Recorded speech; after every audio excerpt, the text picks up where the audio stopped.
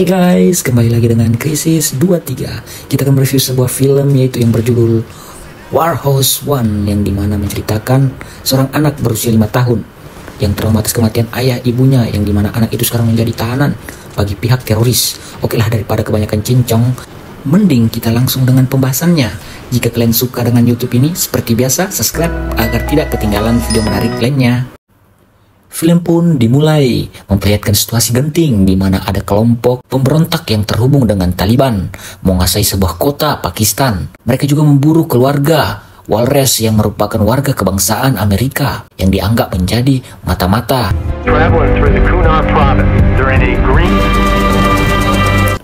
Seorang duta besar bernama Mike meminta tolong kepada pemerintah Amerika mengirim sebuah bantuan militer. Pihak militer yang diwakili oleh Dave awalnya menolak permintaan Max karena wilayah itu sangatlah berbahaya. Mike pun berusaha membujuknya dan memberitahu bahwa di keluarga Walrus ada seorang anak kecil. Listen, I need your help. And their kids. Setelah melihat foto anaknya dan merenung, Dave akhirnya bersedia membantu. Tanpa buang waktu, dia langsung mengerahkan pasukan khusus yang bernama tim Warhorse untuk mengevakuasi keluarga tersebut.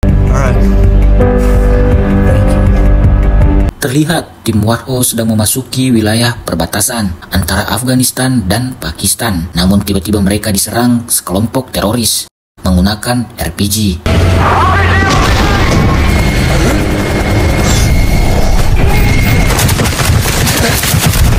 Atas kejadian tersebut ada seorang yang terpental dan berhasil selamat, dan dia adalah pemimpin The Horse yang bernama Richard Mirko. Beberapa saat kemudian, Mirko terbangun dengan sepoyongan seperti orang kebanyakan minum bir bintang satu rak. Kemudian Mirko menghubungi rekannya satu persatu, berharap rekannya ada yang masih selamat.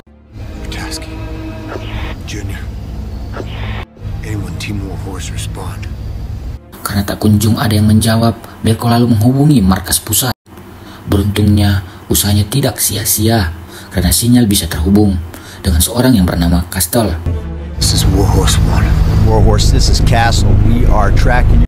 Mirko mengabarkan bahwa helikopter pasukan ditembak jatuh oleh sekelompok teroris. Dia pun meminta Castle untuk mengecek lewat satelit apakah rekan-rekannya ada yang masih selamat. Tapi sayangnya heli tersebut telah rusak parah dan tak ada pergerakan sama sekali, yang berarti semua rekan Mirko telah tewas. Observable movement on flare or comms. Di tengah pembicaraan, Mirko melihat ada 3 anggota teroris yang sedang berada di atas bukit. Terlihat mereka menembakkan RPG ke arah bangkai helikopter milik tim Warhorse. Mirko segera berlari mencari tempat persembunyian untuk menyerang mereka.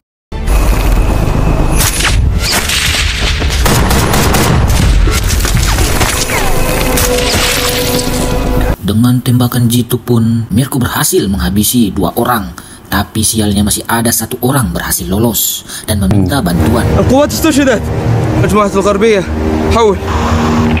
Sementara Mirko kembali dihubungi oleh Castle yang mengabarkan jika ada sekitar 40 tentara musuh lagi yang OTW ke arah Mirko. Castle menyarankan supaya Mirko segera pergi dari sana. Awalnya Mirko tidak peduli dan bertekad akan melawan mereka semua, tapi komandannya membujuk Mirko agar segera mundur dulu dan menunggu tim penjemputan, karena si komandan tidak ingin jika harus kembali kehilangan prajurit terbaiknya, sebab semua rekan Mirko telah dinyatakan tewas. You're on your own, son. Your team is gone. Ketika Mirko akan pergi, tapi pasukan musuh keburu datang. Mau tak mau Mirko harus menghadapi mereka semua, dan terjadilah baku tembak, baku silang, baku hajar, baku selebeo, meledak.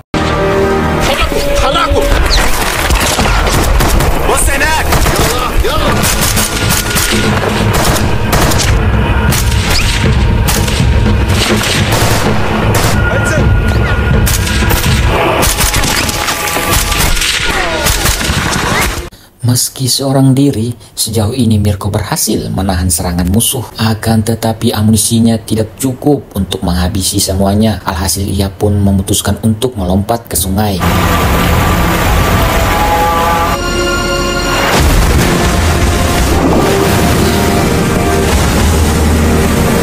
Para teroris pun ini yakin jika Mirko pasti telah tewas terbawa arus.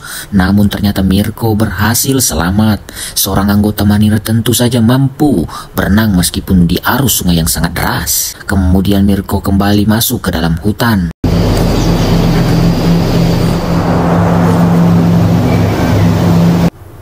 Setelah berjalan cukup jauh, Mirko menemukan sebuah mobil yang baru saja diserang.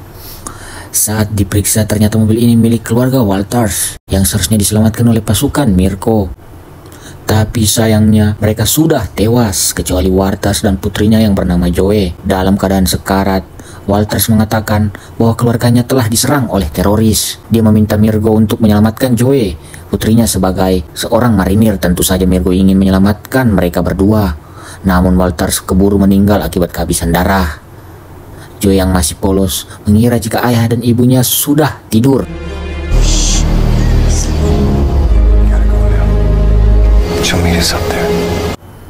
Setelah dibujuk, akhirnya Joe pun mau ikut bersama Mirko. Mereka pun segera pergi untuk keluar dari wilayah tersebut.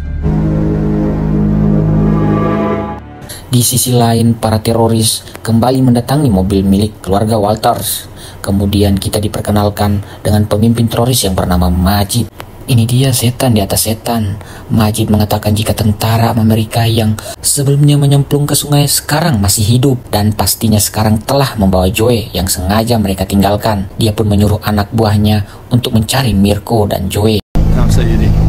Bukannya langsung melaksanakan perintah, salah satu anak buahnya malah asik selfie dengan mayat. Dia bernama Yusuf yang biasanya dipanggil Kang Ucup. Ketika Mirko dan Joe lagi istirahat, bocil ini mengatakan nasihat ayahnya, di mana senjata tidak bisa menyelesaikan masalah. Mirko pun setuju dengan perkataan tersebut. Ia juga menjelaskan bahwa semua agama mengajarkan kebaikan. Sementara musuh sebenarnya adalah orang jahat yang sering membawa-bawa agama sebagai dalih. Setelah istirahat, keduanya melanjutkan perjalanan menuju titik penjemputan.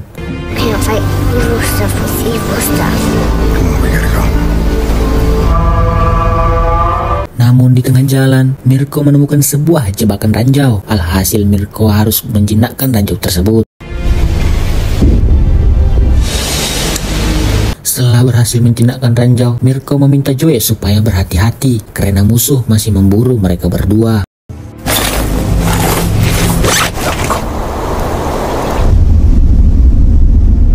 Dan benar saja, Mirko melihat dua orang musuh sedang mencari mereka di atas tebing.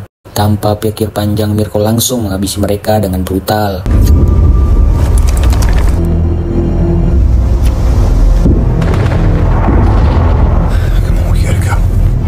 Kemudian pun mereka berdua melanjutkan perjalanan, sedangkan para teroris masih terus memburu Mirko dan Joe.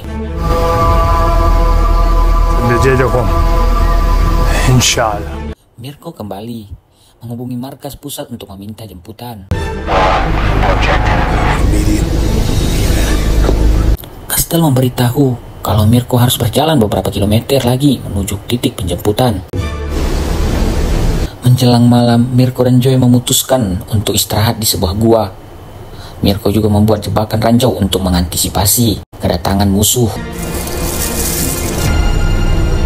Supaya Joe bisa tidur, Mirko bercerita tentang sahabatnya bernama Aziz yang seorang muslim. Mirko sangat berhutang budi kepada Aziz yang pernah menyelamatkan nyawanya. Tapi sayangnya sekarang Aziz telah meninggal dunia.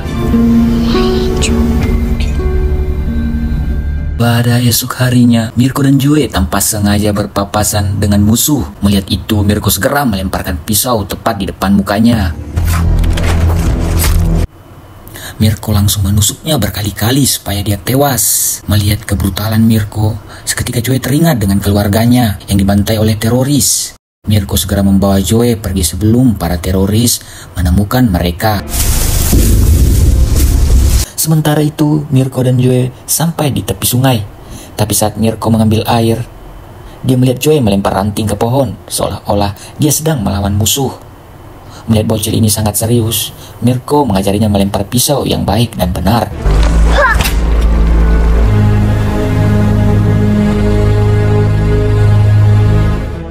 Saat Mirko memantau pergerakan musuh, tanpa sengaja Joey bertemu Majid yang akan pulang ke markas. Mirko langsung menodongkan senjatanya ke arah Majid agar tidak macam-macam dengan Joey. Majid yang terpojok ia berdalih kalau dirinya warga sipil yang sedang mencari kambingnya. Alasan dia membawa senjata sebagai upaya menjaga diri karena wilayah ini sudah dikuasai oleh teroris. Majid menawarkan bantuan kepada Mirko untuk istirahat dan makan di rumahnya yang tak jauh dari sana. Mengetahui kalau Joey yang belum makan, Mirko akhirnya mau menuju ke desa tempat tinggal Majid. Kemudian Mirko dihubungi oleh markas supaya datang tepat waktu di lokasi penjemputan. Mirko pun mengatakan kalau dia pasti datang tepat waktu. At 355. Lanjut cerita, Mirko yang belum mengetahui kalau saat ini dia telah dikepung oleh beberapa anak buah Majid dan baku tembak pun terjadi kembali.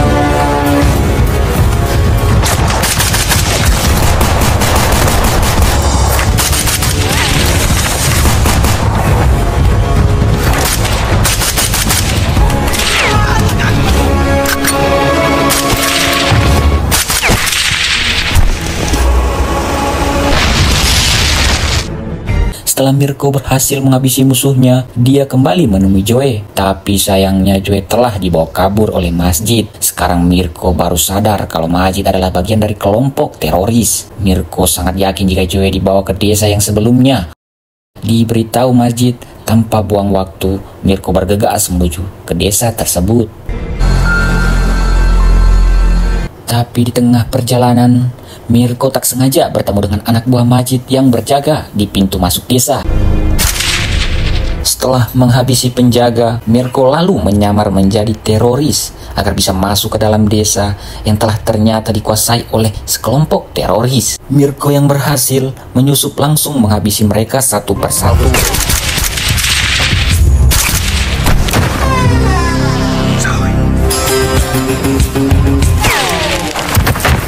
Mirko bertanya kepada orang yang tersisa mengenai di mana mereka menyandra Joey. Karena sedang terancam pun, pada akhirnya orang itu menyerah dan membawa Mirko ke tempat Joey disembunyikan. Namun saat menuju ke sana, Mirko harus melewati beberapa tentara. Terlalu banyak musuh yang berjaga, Mirko yang tak punya pilihan lain. Dia terpaksa menghadapi mereka semua hingga terjadilah pertempuran yang sangat-sangat seru. Meskipun sudah menghabisi para teroris, Mirko harus menghadapi puluhan anak buah Majid. Mirko yang seorang marinir tentu saja tidak gentar. Sama sekali.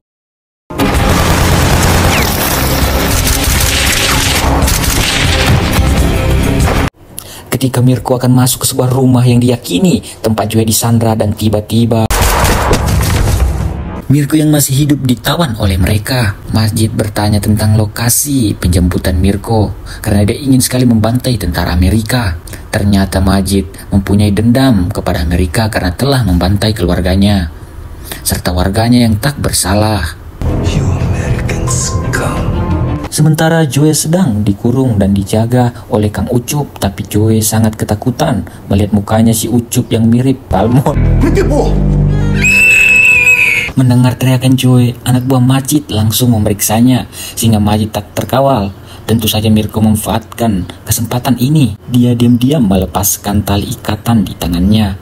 Lalu yang terjadi, Mirko pun bergegas mengambil amunisi dan senjata. Karena sekarang ia harus mencari Joey dan melawan pasukan musuh.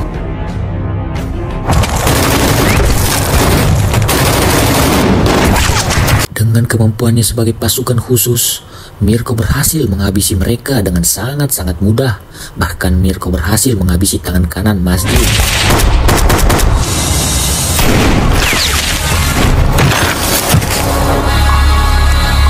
Kemudian Mirko menembak lato-lato milik Ucup. Saat dia kesakitan, Mirko pun menembak kepalanya. Alhasil Mirko akhirnya berhasil menemukan tempat Joey dikurung. Tak disangka Joey memanggilnya dengan sebutan ayah. Mendengar itu membuat Mirko terharu. Apa? Namun ketika hendak menyelamatkannya dan tiba-tiba, meski sedang terluka, Mirko berhasil bangkit dan menembak musuh yang menikamnya. Kemudian Mirko melepaskan Joe dan beranjak pergi dari sana.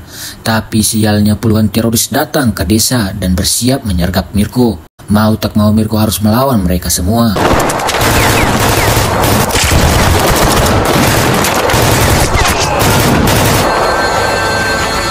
Mirko yang khawatir jika Joe akan menjadi korban, ia pun segera kabur menuju ke lokasi penjemputan yang berada di atas bukit. Terjadi aksi kejar-kejaran yang sangat menegangkan.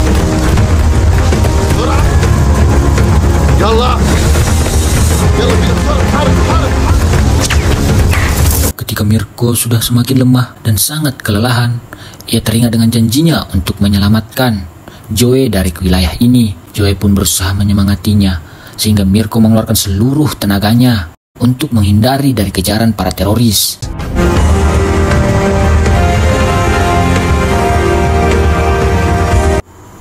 Ketika Mirko hampir sampai di atas bukit, tapi kali ini dia benar-benar sudah tak kuat lagi berlari.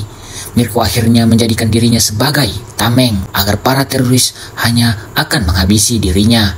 Sementara Joe mengambil pisau dan ingin melawan mereka. Para teroris yang mengetahui jika Mirko telah menyerah, mereka pun berjalan dengan santai menghampiri Mirko.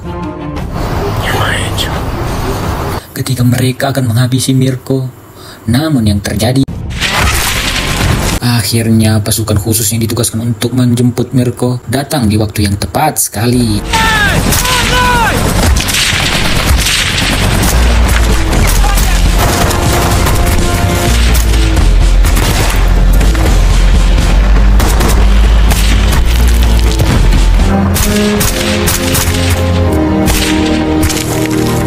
Berkat bala bantuan pasukan khusus, nyawa Mirko dan Joe bisa diselamatkan.